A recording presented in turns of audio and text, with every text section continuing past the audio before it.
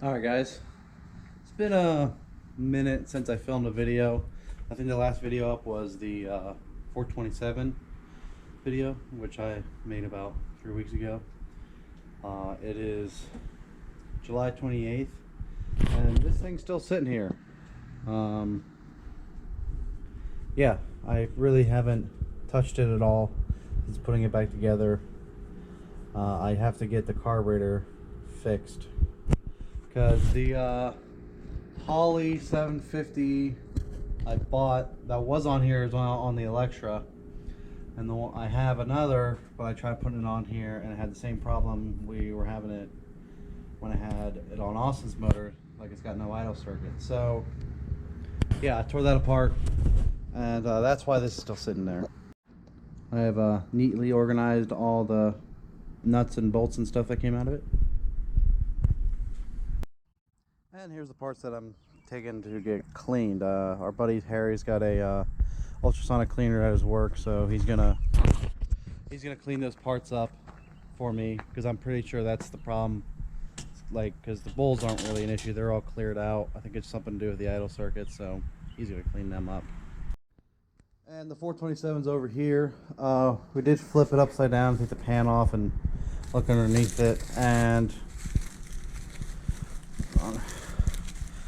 it does have a forged crank. Took one piston out of it. Took one connecting or main cap off of it. The bearings look all right. Here's the piston. Bearings look all right. Piston's decent. There's some light scoring on the piston. Bearings decent. The crank has some very light scratching on it. Nothing crazy that I'd worry about the crank needing cut. It just needs polished. So I went down to George's yesterday with Marty and talked to them about doing the work, cleaning. Basically, I want to take them this whole engine as it sits, measure it, because I think we have a deck height problem from driver's to passenger side. Measure everything, deck it if it needs it, clean it up, hone it, polish the crank, check the balance on everything, and then give me the pieces back to put back together. And they'll buy the bearings and whatnot, because I think they're 10 overs, figure out what's in it, and I'll just buy the gaskets and put together. And the 4-speed here, I ran the numbers on it, which really there's not any numbers to run. You just count the rings on the input shaft here.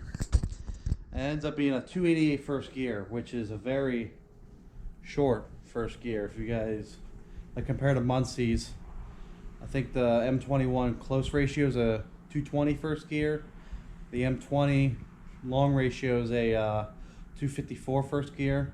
So that's even further of a lower first gear. And with the 323s, this thing's gonna have a very low first gear and come out of the hole hard. So hopefully this guy will be pretty fucking fast by that point. Somehow it developed a leak in the last week from the transmission, which makes no sense to me. But that's what's going on with that motor. Speaking of which, the heads, I also am taking down to George, and they're doing 219, 184 valves, bowl blend, 3-angle valve job, you know, whole nine. And the rusty block, I'm selling to Austin, because he wants to do a whole 509 stroker, whatever, on it, so he can deal with the rust there. Crank's junk. I'm keeping the heads, and I think pretty much everything over here is junk. I mean, I got these thumbprint rods, which might be useful for something in the future, but yeah. Marty's Oldsmotor's still here. Marty's got his Cutlass headers, Cutlass engine, which that's supposed to go into 3rd gen, and I'm pretty sure this is a center force clutch. It is a center force clutch. That came with the T5, and that should have the same spline that 4-speed's got. Maybe I could end up using that center force clutch. I gotta talk to Marty about that, because I really don't feel like spending $500 on a center force clutch. And the truck was in here getting worked on. I had to change the hub bearing. When I did that, it ended up blowing a brake line. The one up top there going up to the master, and it runs up through here across the top and into the top of the ABS module there. And then I also replaced this short little one here, but it's still leaking out the bottom nut there. I think I messed up the flare on it, so I gotta take that line back off and redo it. And I gotta change the brake hose as well.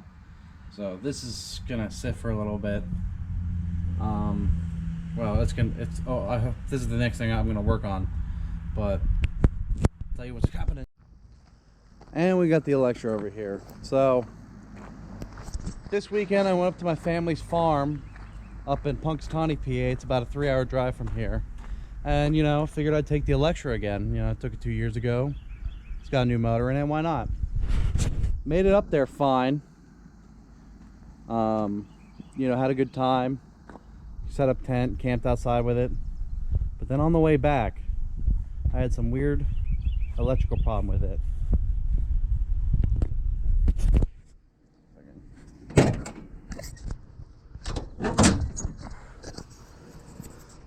So coming down to the starter, the power cable feeds the starter down here. And then there's these 2 wires here that go down into the starter to feed power to the fuse box. And I think I still had headlights, but I had no ignition, nothing for ignition. So I think one of those wires, the terminal was loose in the starter, and the solenoid's messed up because the copper threaded stud that you screw the nut onto is stripped out a little bit on it. So it's not very tight. So I think one of the terminals was not making a connection and just shut all power off. But that wasn't the biggest hassle. On the way back, I don't know if you noticed it earlier, but this tire is not like the others, the Cooper Cobras that I have on here. This is actually Bill's wagon wheel. So, just as I was leaving Punxsutawney, about 30 minutes outside, I lost this left rear tire.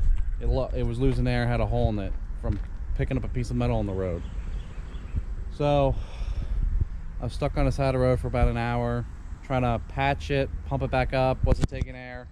So then I had one of the shitty old tires, the Steelies that came with this thing, with the really old tires on it. And I put that on, and I drove slow on the highway. And I made it about an hour and a half to Newport. And it was going fine until that tire fell apart. Just tread fell off of it. So that lost air. As soon as the rim touched the sidewall, it just exploded. Like, just completely fell apart.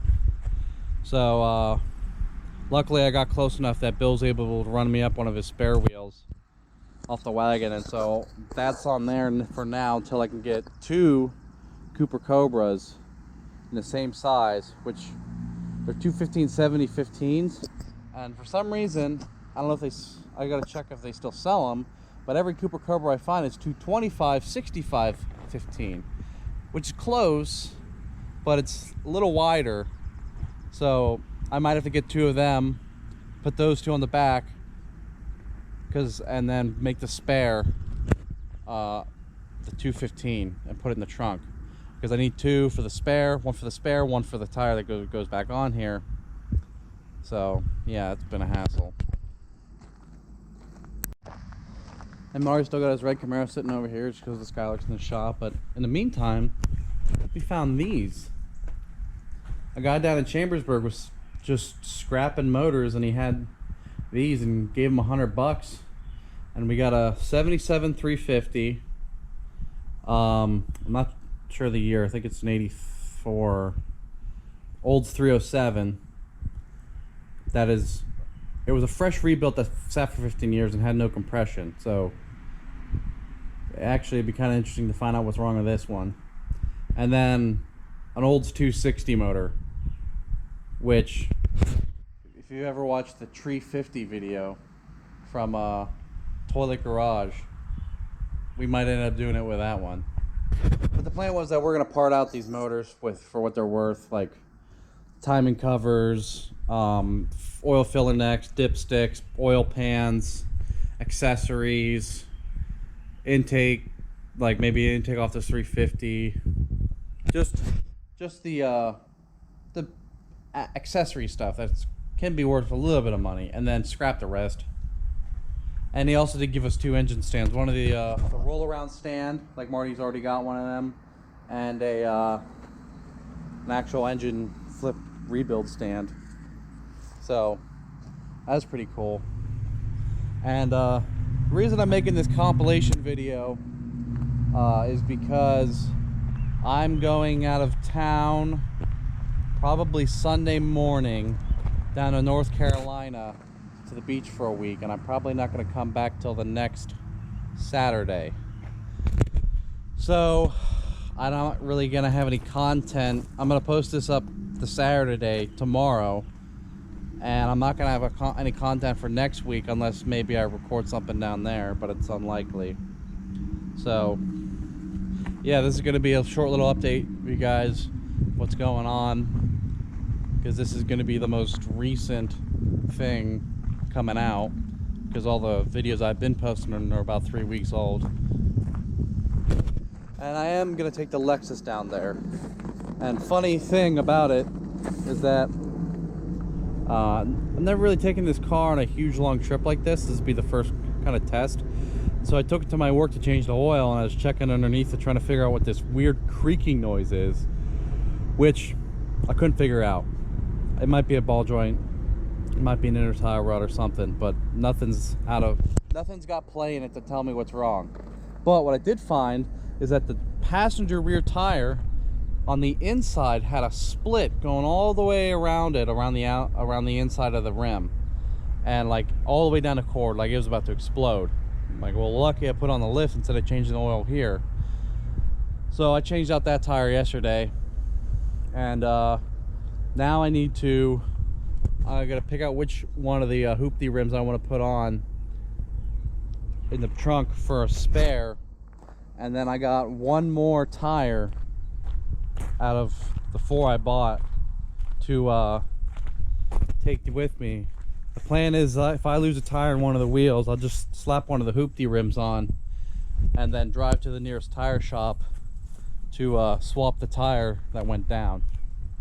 So yeah, next week you probably won't see any content, but I want to get the Skylark back on the road. Truck's got to get fixed first. Might do that tomorrow, but I want to get the Skylark going again because it's been sitting in there about a month and a half. There comes the turkey. It's been sitting in there about a month and a half, and I want to drive it, you know? I've been driving the Electra around, which is fine. It's fun. But I want to drive the Skylark, and I'm getting a call right now. So that'll be it for this video, and I'll probably see you in 2 weeks.